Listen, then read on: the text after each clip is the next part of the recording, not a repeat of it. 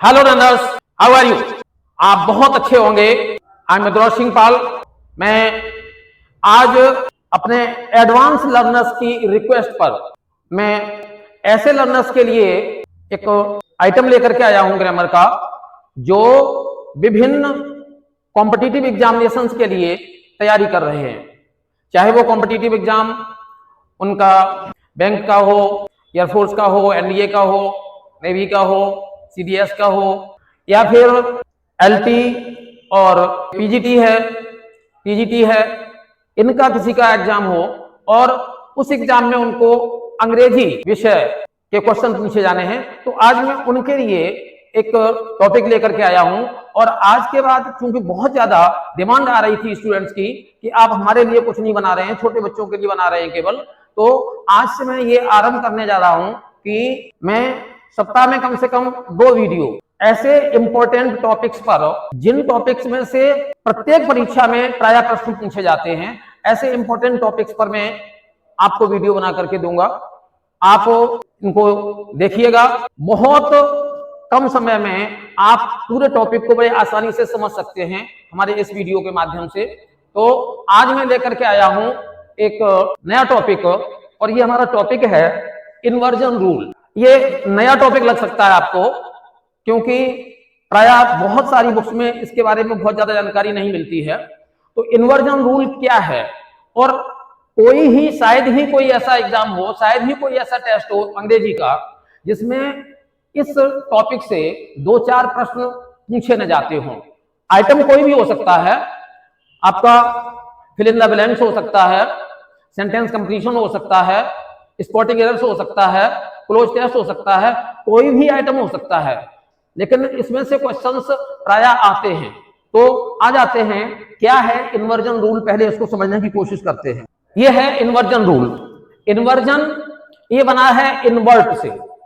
Invert अर्थात उल्टा कर देना, बदल देना, उल्टा करना। और इन्वर्जन का मतलब ये है कि जो अंग्रेजी का नेचुरल स्ट्रक्चर है, अंग्रेजी का नेचुरल स्ट्रक्चर ये है एसवीओ। यहां ओ का मतलब केवल ऑब्जेक्ट ही नहीं है, एसवीओ का अर्थ है यहाँ पे सब्जेक्ट, वर्ब, ऑब्जेक्ट। और यहाँ ऑब्जेक्ट में अकेला ऑब्जेक्ट सम्मिलित नहीं है, ऑब्जेक्ट में यहाँ पर ऑब्जेक्ट है, कॉम्प्लीमेंट है, एडवर्बियल है। अर्थात जो अंग्रेजी का नेचुरल स्ट्रक्चर होगा, जो असर्टिव सेंटेंस का स्ट्रक्चर होगा, वो स्ट्रक्चर हमारा इस फॉर्म में होगा। जैसे यहां पर देखिएगा, मैंने कुछ एग्जांपल्स दिए हैं। ही टीचेज इंग्लिश, तो यहां पर इंग्लिश तो ऑब्जेक्ट है, लेकिन शी इज अ नर्स। अब यहां पर जो नर्स है वो ऑब्जेक्ट में होकर के कॉम्प्लीमेंट है। They have gone to their school, अब यहां पर जो टू देयर स्कूल है ये एडवर्बियल है। तो इस प्रकार से जो एसवीओ है, सब्जेक्ट, वर्ब, ऑब्जेक्ट, तो ऑब्जेक्ट की जगह पर ये ऑब्जेक्ट, कॉम्प्लीमेंट और एडवर्बियल्स, ये 3 चीजें आपकी आ सकती हैं, और ये नेचुरल स्ट्रक्चर है इंग्लिश का। जब इस नेचुरल स्ट्रक्चर में, इंग्लिश के नेचुरल स्ट्रक्चर में किसी भी प्रकार का चेंज किया जाता है, किसी भी प्रकार का इन्वर्जन किया जाता है, जब इसको बदल दिया जाता है, अर्थात ये जो एसवीओ है इसको वीएसओ कर दिया जाता है, अर्थात वर्ब पहले आ जाता है सब्जेक्ट के, तो उसे कहते हैं इन्वर्जन रूल। अब ये देखिएगा, इनको मैं एक एक करके आपको समझाने का प्रयास कर रहा हूं। पहला रूल है हमारा ये in all interrogative sentences, inversion rule is applied in all interrogative sentences. Interrogative sentences जितने भी होंगे उनमें सब्जेक्ट के पहले वर्ब आएगा। अब यहां पर थोड़ा सा एक चीज मैं क्लियर कर देता हूं, एक चीज स्पष्ट कर देता हूं कि वर्ब से हमारा यह तात्पर्य है कि अगर सेंटेंस में केवल मेन वर्ब है, केवल एक वर्ब है, तो वो सब्जेक्ट के पहले आ जाएगी। और अगर कोई सेंटेंस इस प्रकार का है जिसमें ऑक्सिलरी वर्ब और मेन वर्ब दोनों हैं, तो सब्जेक्ट के पहले दोनों नहीं जाएंगी, सब्जेक्ट के पहले जाएगी केवल ऑक्सिलरी वर्ब, ऑक्सिलरी वर्ब, उसके बाद में सब्जेक्ट, और उसके बाद में जो है वो मेन वर्ब। तो इस तरीके से यहां पर देखते हैं, जितने भी इंट्रोगेटिव सेंटेंसेस होंगे उन सब में इन्वर्जन रूल लगा होगा, अर्थात उनमें वर्ब सब्जेक्ट के पहले होगा। यहां पे देखिएगा, वॉज शी अ नर्स, तो यहां पर शी सब्जेक्ट जो है वो वर्ब के बाद में आया है।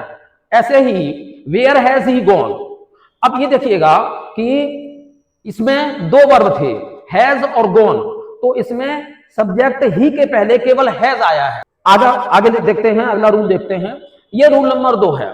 इसमें with adverbial phrase beginning with so, बहुत सारे फ्रेजेस हैं जो सो से बिगिन होंगे, और जो सो से बिगिन होंगे एडवर्बियल फ्रेजेस, उनमें इन्वर्जन रूल अप्लाई होगा, अर्थात उनमें जो सब्जेक्ट है वो वर्ब। देखिए जरा, so rudely did she behave that all were offended. So rudely, अब शी और इसके पहले आया है डिड, यानी हेल्पिंग वर्ब पहले आया है। ऐसे ही यहां पे देखिएगा, so well did he do his work that we praised him. तो ये एक रूल हमारा हो गया। अगला रूल इसमें आ जाता है rule number 3, with the following adverbials. ये कुछ एडवर्बियल्स दिए गए हैं, और अगर किसी सेंटेंस की बिगिनिंग, किसी सेंटेंस का आरंभ इन एडवर्बियल से होता है तो उसमें इन्वर्जन रूल लग जाएगा। और ये हैं आपके hardly, under no circumstances, never before, not only, nowhere else, rarely, seldom, scarcely. इनमें से अगर किसी से कोई सेंटेंस बिगिन होता है, आरंभ होता है, तो उस सेंटेंस में इन्वर्जन रूल लग जाएगा। अब देखिएगा, इनके कुछ एग्जांपल्स मैं देता हूं। Hardly had I reached home then it started raining. तो हार्डली से आरंभ हुआ है, तो यहां पर देखिएगा हैड आई से पहले आया है। ऐसे ही देखिएगा, under no circumstances can the teacher give you leave. Under no circumstances के बाद can. Never before had I met her. तो ये एग्जांपल हमने आपको दिए इस रूल के लिए। अब अगले रूल पर आ जाते हैं। रूल नंबर 4 है हमारा, अगर कोई सेंटेंस टू सच से बिगिन होता है, और टू सच के बाद में डॉट डॉट का अर्थ यहां पर यह है कि यहां पर और भी वर्ड्स हो सकते हैं, तो इस प्रकार के सेंटेंस में इन्वर्जन अप्लाई हो जाएगा। देखिएगा, to such a degree did he raise his voice that people started laughing. To such a degree, और यहां पे देखिएगा ही के पहले डिड आया है। इसी तरीके से to such extents can nobody go to help an unknown person. तो इस तरीके से ये हमारा चौथा रूल हुआ। 5वें रूल पर आ जाते हैं। 5वां इन्वर्जन कब लागू होगा? With adverbials like only in this way, only like this, या ओनली बाई हार्ड वर्क। अगर कोई सेंटेंस इन एडवर्बियल से बिगिन होता है, आरंभ होता है, तो उस सेंटेंस में इन्वर्जन रूल लगेगा, अर्थात उनमें सब्जेक्ट वर्ब के पहले आएगा। देखिएगा, only in this way can you keep yourself fit. Only in this way. ऐसे ही देखिएगा, only by hard practice can you learn how to speak English fluently. Only by hard work can you get success. तो only by hard work, only in this way. तो इस तरीके से ये हमारा रूल हुआ। अगला रूल नंबर 6 है। ये रूल नंबर 6 इन कंडीशनल क्लॉजेज। जितने भी हमारे कंडीशनल क्लॉजेज हैं, और वो कंडीशनल क्लॉजेज अगर हमारे बिगिन होते हैं वर, शुड या फिर हैड से, वर, शुड और हैड से बिगिन होने वाले कंडीशनल क्लॉजेज में इन्वर्जन रूल लगेगा। देखिएगा जरा, were she here, I would meet her. तो वर शी हियर, तो वर जो है ना वो सब्जेक्ट के पहले आया है। Had he started early, he would have arrived on time. इसी प्रकार से इसको देखिएगा, should she come here, ask her to wait. तो ये रूल हमारा हुआ जाकर के कंडीशनल क्लॉज में। इसका 7 नंबर के रूल पर आ जाते हैं। 7 नंबर का rule in conversational English. Conversational English में क्या करते हैं कि जो शॉर्ट सेंटेंसेस होते हैं, और वो शॉर्ट सेंटेंसेस सो से बिगिन होते हैं, इस पर एक अलग से एक वीडियो भी हम आपको बना करके देंगे, तो उनमें इन्वर्जन रूल लगता है। देखिए जरा, she went there yesterday, so did I. She went there yesterday, अब यहां देखिएगा, so did I, inversion rule लगा है यहां पर। Mohan completed his work, so did his brother. She can speak good English, so can her sister. तो आप देख रहे हैं कि जो इसे कहते हैं शॉर्ट रिस्पॉन्स। शॉर्ट रिस्पॉन्स पर हम अलग से आपको वीडियो बना करके देंगे। तो यहां पर जो है ना वो इन्वर्जन रूल अप्लाई हो रहा है। इसके बाद में 8 नंबर पर आ जाते हैं रूल पर, और ये भी शॉर्ट रिस्पॉन्सेज में अप्लाई होगा। In the negative sentences beginning with neither और नॉर। शॉर्ट रिस्पॉन्स में जब अफर्मेटिव सेंटेंसेस हैं तो फिर यहां पर आपने देखा होगा सो से बिगिन हो रहा है रिस्पॉन्स, और जब शॉर्ट रिस्पॉन्स में नेगेटिव सेंटेंस हैं तो वो या तो नाइदर से शुरू होगा या नॉर से शुरू होगा, लेकिन उसमें इन्वर्जन रूल लगेगा। जैसे he did not go there yesterday nor did I, Mohan has not completed his work neither has his mother,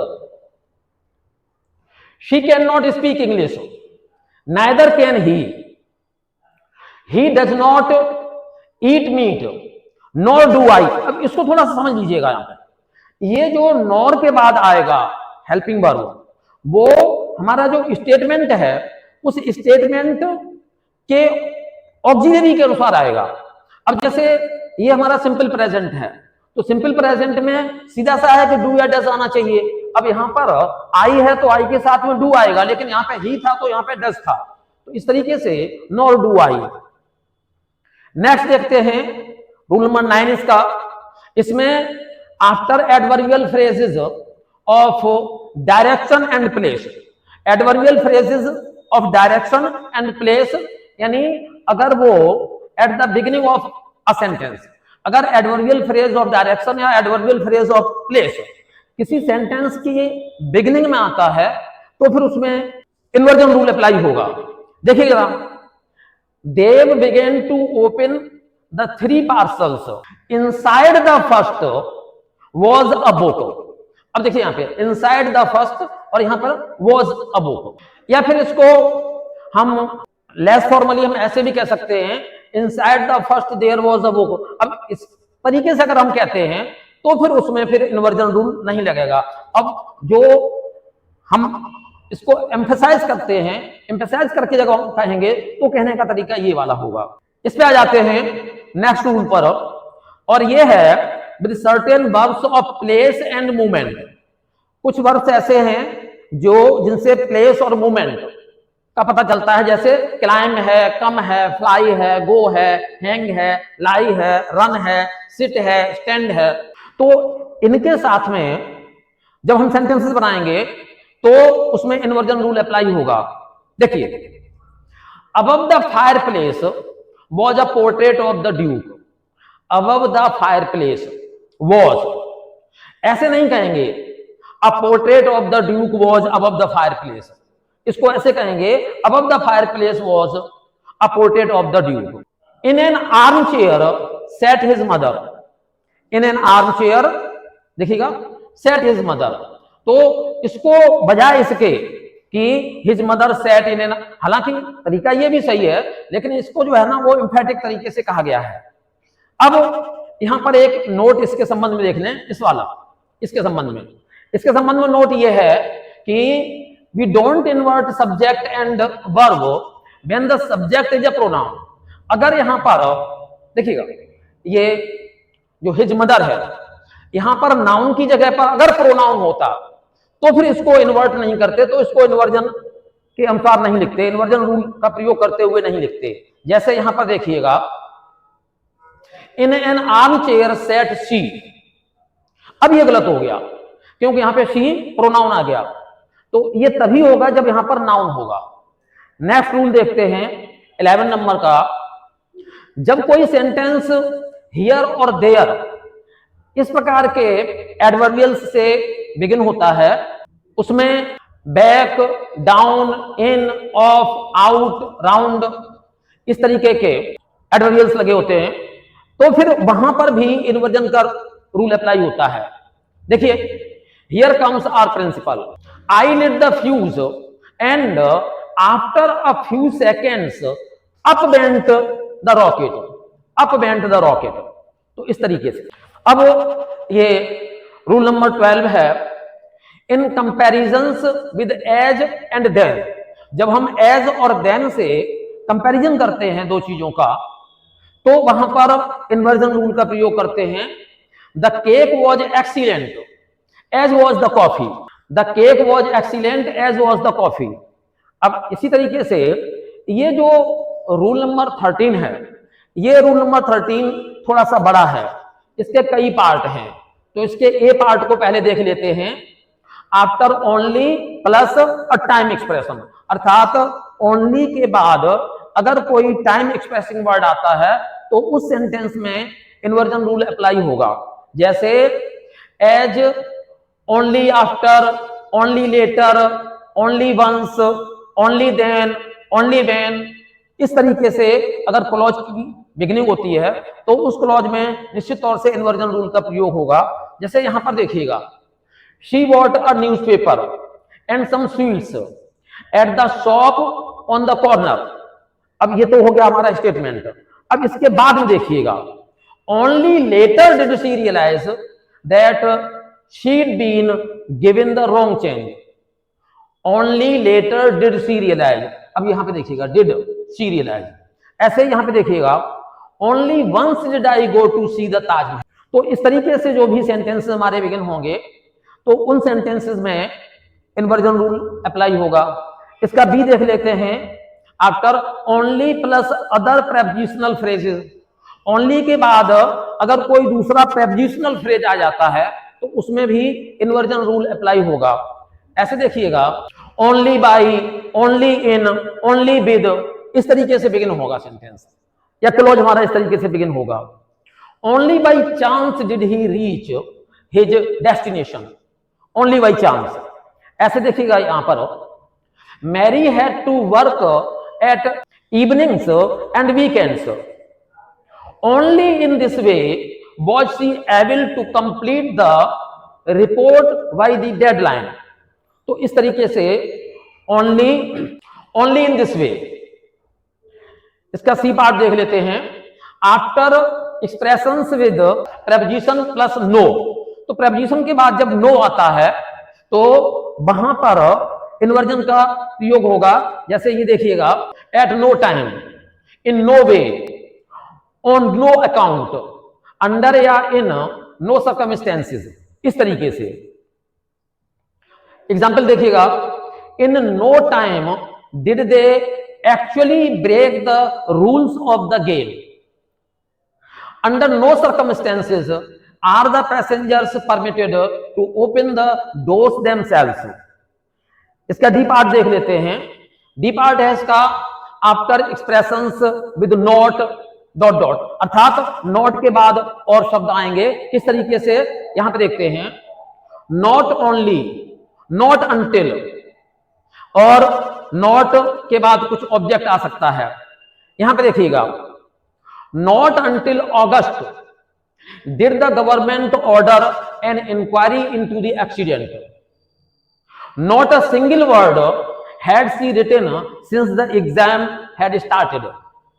तो ये अभी एक और है इसमें, ई, after little with a negative meaning, जब लिटिल का प्रयोग नेगेटिव मीनिंग के साथ में होता है, अर्थात जब लिटिल का प्रयोग नेगेटिव मीनिंग देता है तो वहां पर भी इन्वर्जन का प्रयोग होता है। Little do they know how lucky they are, little did I realise that day would come when I would be famous. तो यहां पर, अब यहां पर अभी एक इसका और है, after a clause beginning only after, if, when और नॉट अंटिल, यानी कोई क्लॉज अगर इनसे शुरू होता है, ओनली आफ्टर, इफ, व्हेन या फिर नॉट अंटिल, तो उसमें भी इन्वर्जन रूल अप्लाई होता है।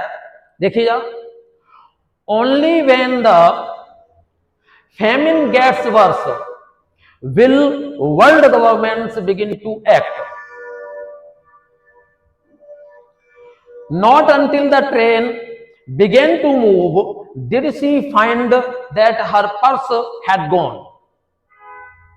और ये लास्ट रूल है इन्वर्जन का, और ये है जब सो के बाद कोई एडजेक्टिव लगा होगा और दैट लगा होगा, जैसे कि such plus be dot dot that, neither dot dot nor dot dot, इस तरीके से। यहां पे देखिएगा, so successful was her business that she became very rich. तो ये टॉपिक बड़ा था अभी, और इसमें एक एग्जाम्पल है इसमें एक। So dangerous did weather conditions become that all mountain roads were closed, such is the popularity of the play that the theatre is likely to be full every night. तो ये था हमारा टॉपिक इन्वर्जन रूल से संबंधित, और ये पूरा topic हमारा समझ लेने के बाद आपको कहीं से कोई एडिशनल बुक्स, कोई एडिशनल मटेरियल आपको पढ़ने की आवश्यकता नहीं पड़ेगी, क्योंकि इन्वर्जन पर जितना भी संभव हो सकती थी जानकारी, वो सारी की सारी जानकारी मैंने इसमें देने की कोशिश की है। Thank you for watching my channel innovative English world. और अगर आप ये चाहते हैं कि मैं आपको ग्रामर पर इसी तरीके की जानकारी, ऐसे टॉपिक्स पर जानकारी देता रहूं कि जिन टॉपिक्स में किसी भी कंपटीशन में निश्चित तौर से प्रश्न पूछे जाते हैं, तो आप मेरे इस चैनल को सब्सक्राइब करिएगा, लाइक शेयर करिएगा। कैसा लगा ये वीडियो, इसके कमेंट आप जरूर करिएगा। ये मेरा व्हाट्सएप नंबर है। बहुत बहुत धन्यवाद।